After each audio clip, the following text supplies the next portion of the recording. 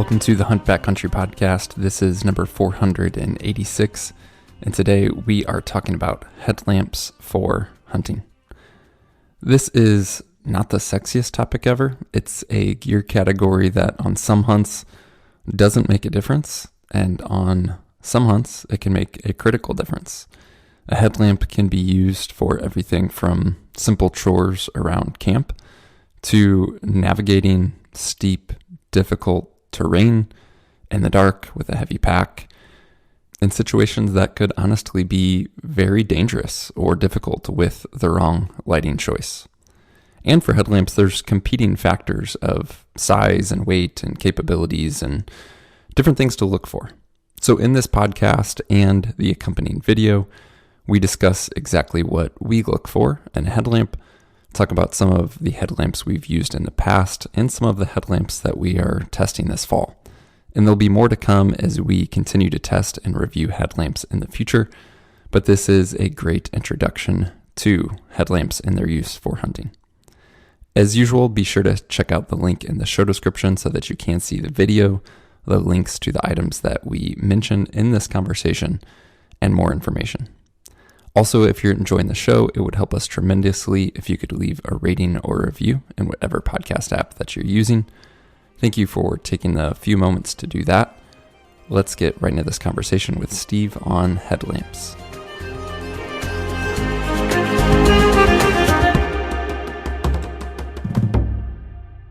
All right, headlamps, Steve, we will be sharing more in the future. First of all, going to do some testing. We did a headlamp test and comparison 2016, maybe 2017, quite some time ago. We are going to do that again in the future. So we'll look for more to share results as we have some additional, obviously updated models in the last 5+ years to look at.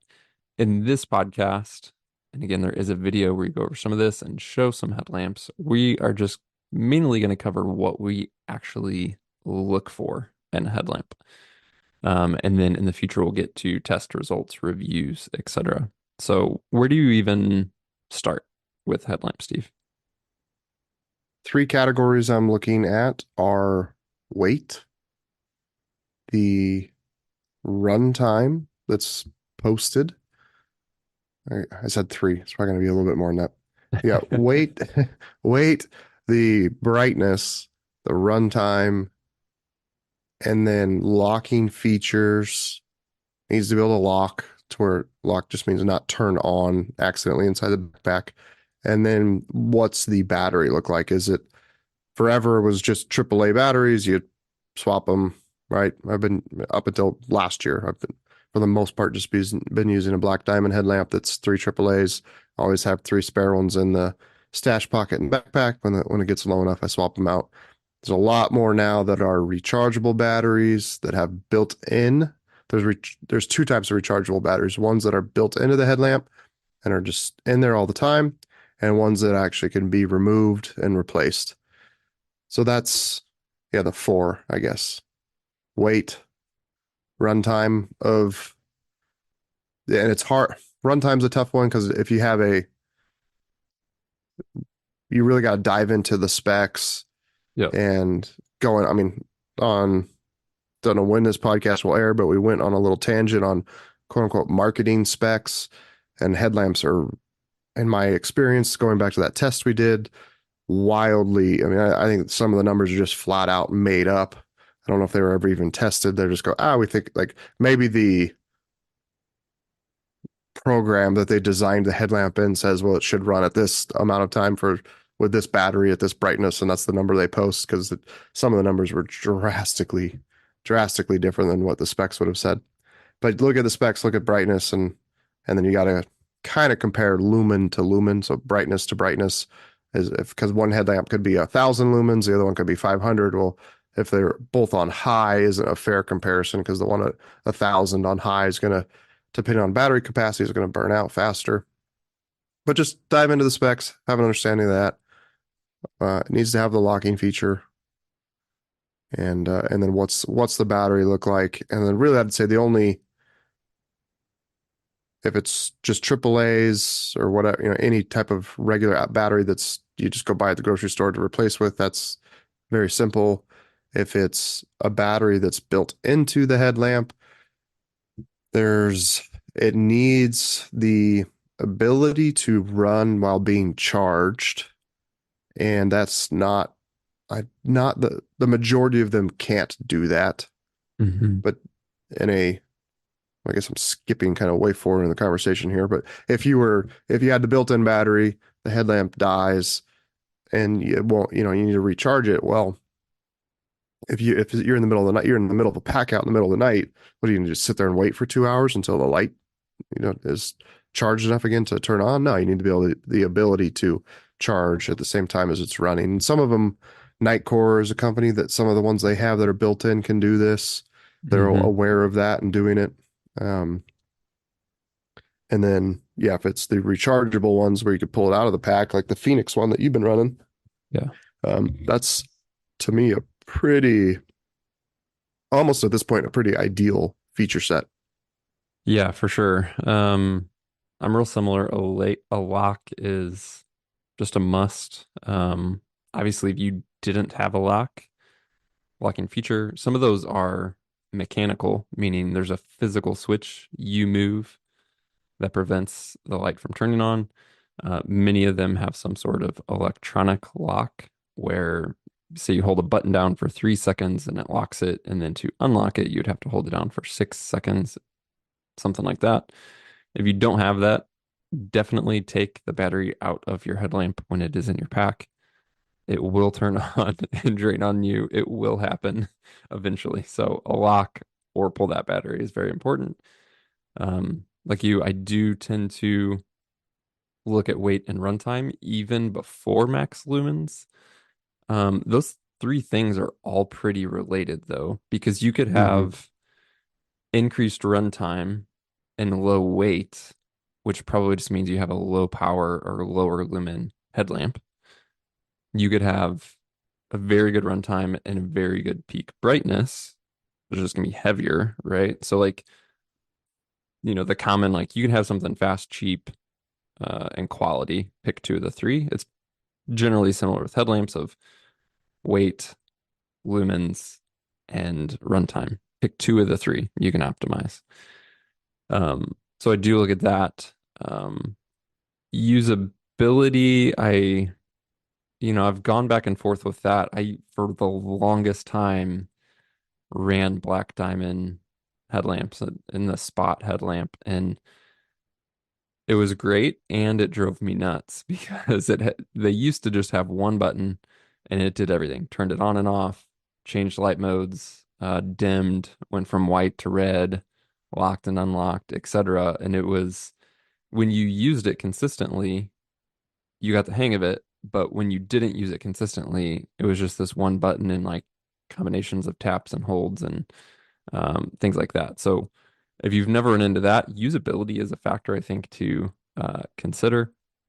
And then, as you said, Steve, it didn't used to be on my radar very much, but essentially, how do you manage power? Because it used to be, hey, my headlamp died and I changed batteries. But with all the rechargeable systems, some are executed extremely well and some are not.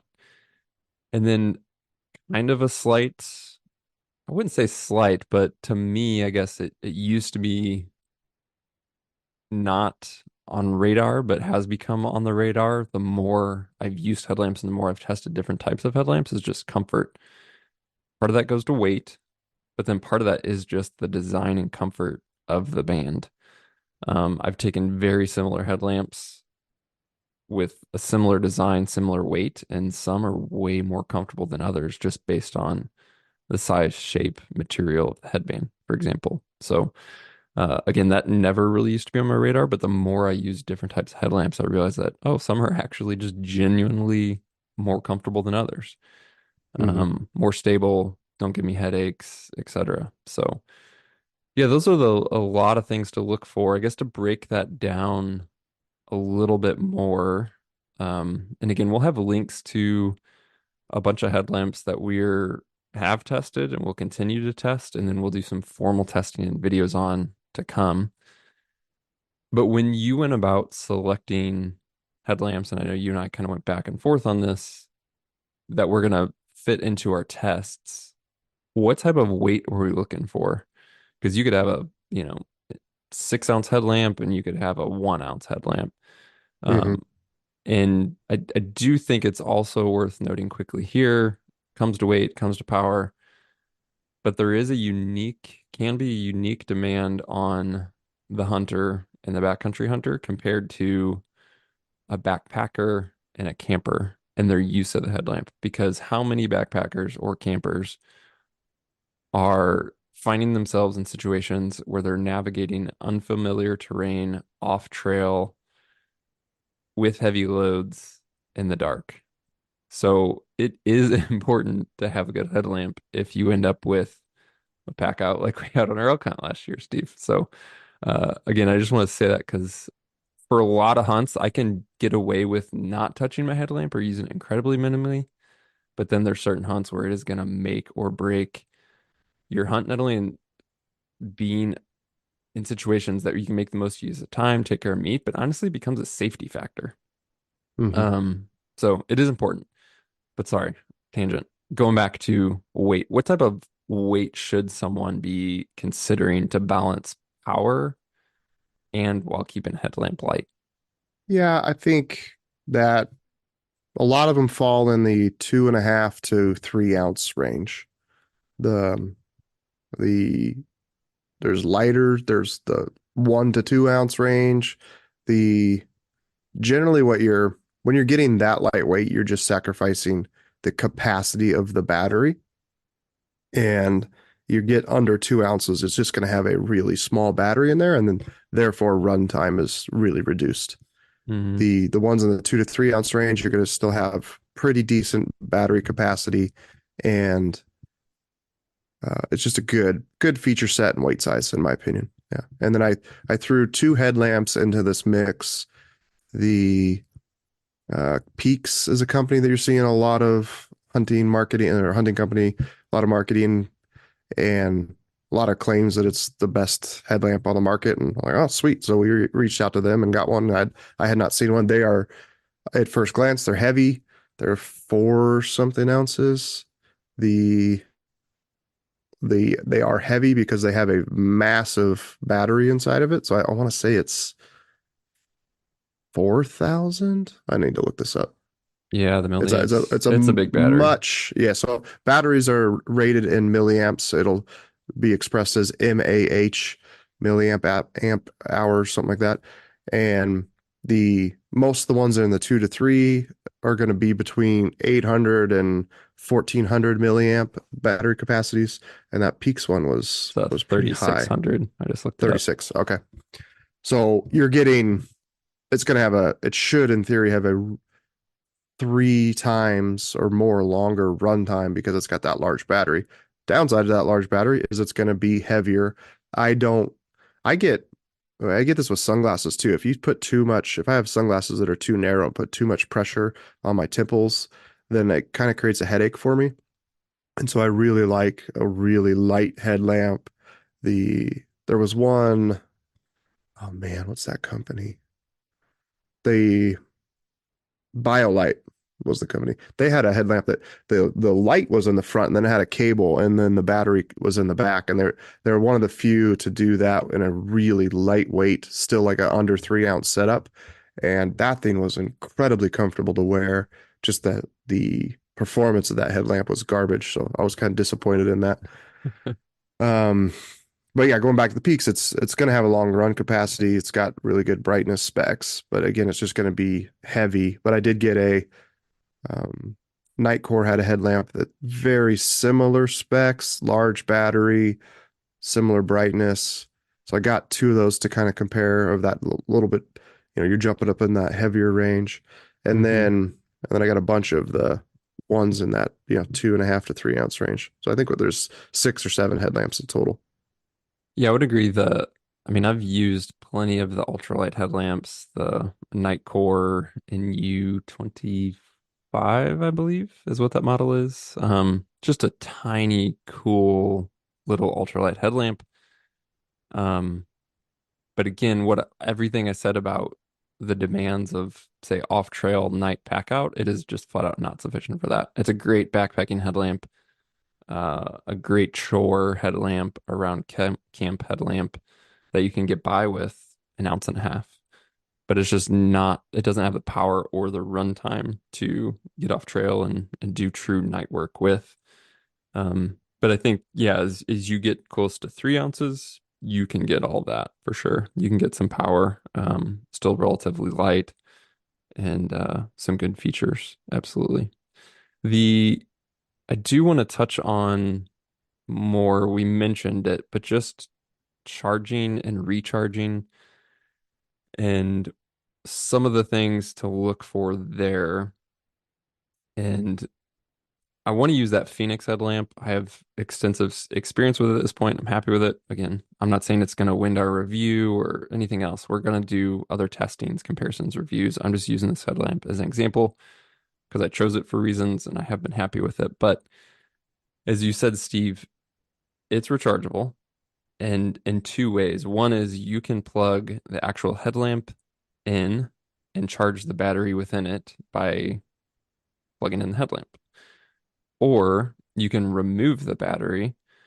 And Phoenix has extra batteries that they sell. And on the battery itself, there is a USB-C port. So you can have two batteries and you can be using one battery in the headlamp while having the other battery removed and charging to your charging bank separately, which is just a fantastic feature. And then at any point in time, you can just swap those, right? So you just don't have to worry about charging while use and things of that nature. You don't have to worry about having a battery charger, like a block that you have to connect the battery to.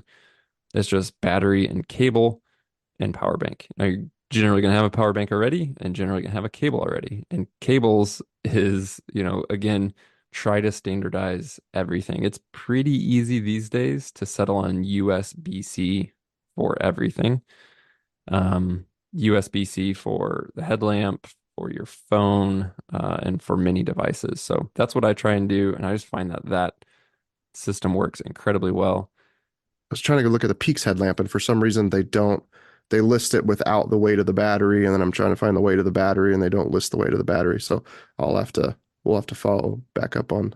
I believe when I put it on my scale is like 4.7 ounces, but they're saying 2.6 on the um, without the battery. Yeah. And that battery's hefty. I forget what it is. Yeah, that'd be nice just to be able, to be able to see the actual spec. Talk about beam pattern and kind of light quality, because I know you touched on this in the video. And again, Hmm. this is something we are going to show in the video and comparisons that we do. But lumens are easy, right? Because lumens just a rating of essentially the amount of light, the intensity of the light, but that doesn't necessarily tell you the quality of the light, the shape of the light, the color of the light, etc. And I know it there are absolute light nerds out there. There's whole forums on like headlamps and flashlights and people who geek out on this stuff like crazy. It's shocking to me. We are not those people, but I will say, again, having tested a bunch of headlamps at this point, like just my observation is the quality of light can be quite drastically different. Kind of like an overarching theme here throughout the whole experience project is things based on either large sample sizes, not just one-off reactions, and or direct comparisons. Like in the field, in that moment, I have these two products. This is how this one performs. This is how that one performs. Like you, that stuff matters because you have your one-off. Well, I took this piece of gear with me on this hunt, and then a month later, I swapped it out for this piece, and I took it on that hunt. And those just while those have some value to them, they don't really mean a whole lot just from when I have had the chance to have products side by side. That's when you can truly start seeing real differences. Little tantrum there with the tantrum tangent. It could Um, be a tantrum depending on how spicy you yeah. get with it. um, But that just reminded me of when we did the headlamp test. I had never, the concept of the light quality, it never had entered my brain until I have two headlamps side by side and I turn them both on. They have the same brightness. One is it was the Phoenix headlamp I remember for that review, and it's one we didn't. It was a very early version of a rechargeable built-in battery. It couldn't be replaced. It couldn't charge and run at the same time, so it was kind of like you can't take this hunting. But the light quality was amazing. It was like you turned it on, it was like flipping a switch in your bedroom. Everything in front of you that you're looking at was really well lit. And then the headlamp next to it was this little tiny beam that was kind of had this really bright hot spot that was, if you're shining it on the ground 10 feet in front of you, it's 2 feet wide and really bright. And then everything else is just kind of this dim, fading light, right? So you really need to be, if you want to look at something, you got to turn your head 90 degrees to the right to really see it instead of just moving your eyes. The, the, yeah, that was just a great example of like, whoa, there can be a huge quality difference here. And what is being presented to me with the quality of light and how it's dispersed through the lens and the lamp inside of it. It was shocking. And so it's definitely going to be part of the test because it's just really nice to hike with that when you're hiking in the dark and you're kind of staring down at the trail. You're not having to move your head as much to illuminate something. You're just kind of, it's like daylight. You're just moving your eyes and it's kind of less fatigue. Like I said, I always just get these headaches. And when if I got to wear the headlamp for multiple hours, it's between the weight and out of it. And I think also having to move my head more. I don't know how to exactly describe it. Maybe it sounds silly. Um, but that'll be part of the review is the quality of most headlamps now have a flood light, which is kind of what I'm talking about here, where it's the idea is just to illuminate everything in front of you for, 10 to 20 feet. And then they have a spotlight, kind of like turning on the high beams on your car to really light up something at distance. And ideally, you have the best of both of those. You have a good floodlight for hiking, general camp duties, things like that. And then when you're in our situation last year, we're packing out your bowl and it's in the dark and we're in very rough country and terrain we've never been in.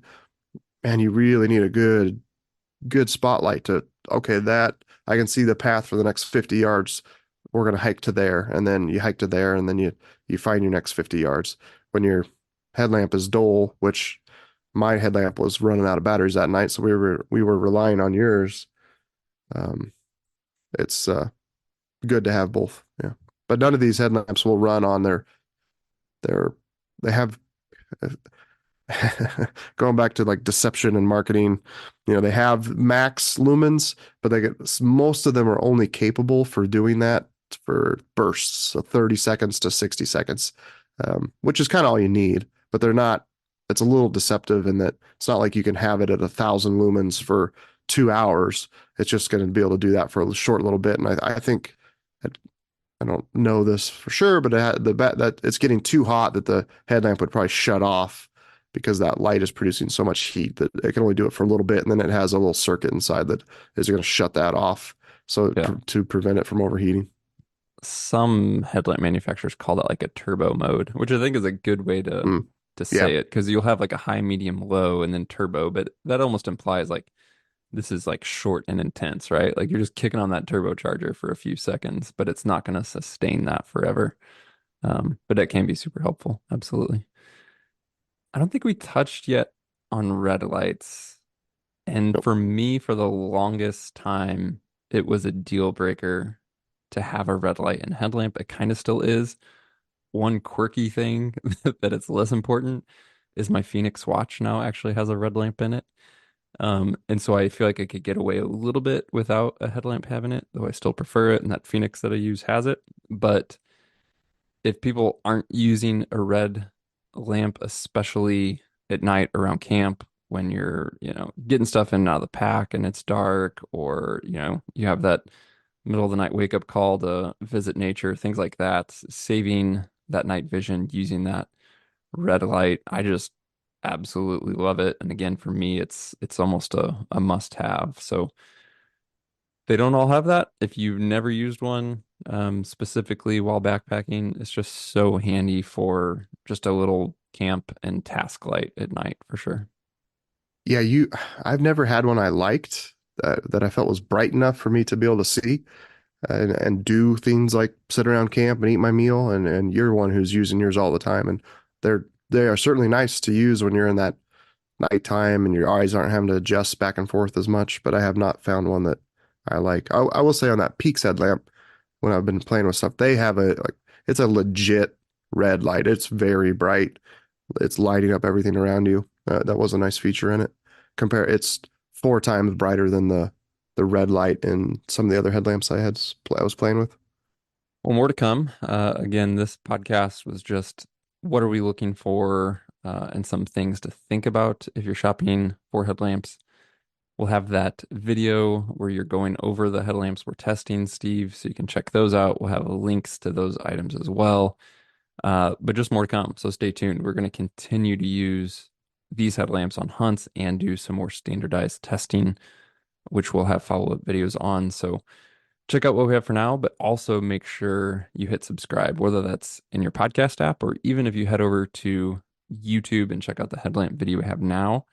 While you're on YouTube, hit subscribe there so that you'll get future videos, including the headlamp review and comparison. And as always, if you have any questions for us directly, you can always send an email to podcast@exomountgear.com. Thanks for tuning in, and we'll talk to you soon.